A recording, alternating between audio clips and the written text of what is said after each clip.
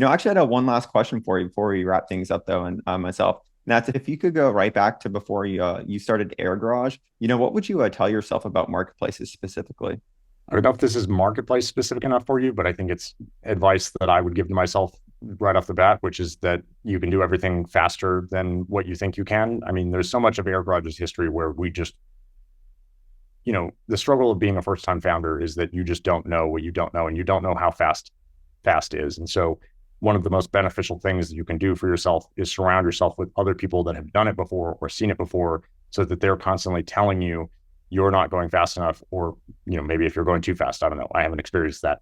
But in the early days, I remember one of our first board meetings after our seed round, we were so excited about the progress that we had made, and one of the investors that was at the board meeting basically looked at us and said, yeah, that's okay, but like you could have done more. And I think that that's the right mindset to have. And there's so many points in history, in AirGarage's history, where we could have done more faster if we had only known or only questioned ourselves more or only pushed ourselves harder.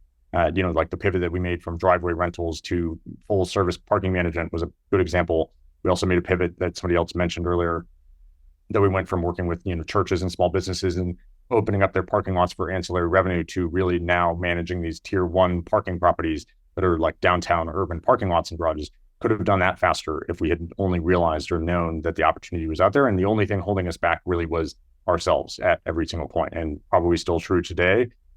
Even in the last year, like we've been pushing ourselves to accelerate and ask more of ourselves and have higher expectations. And I think the biggest thing you can do for yourself when starting any business, and especially a marketplace, is to have unreasonably high expectations for yourself and what you're trying to achieve with the business and push yourself to achieve those faster.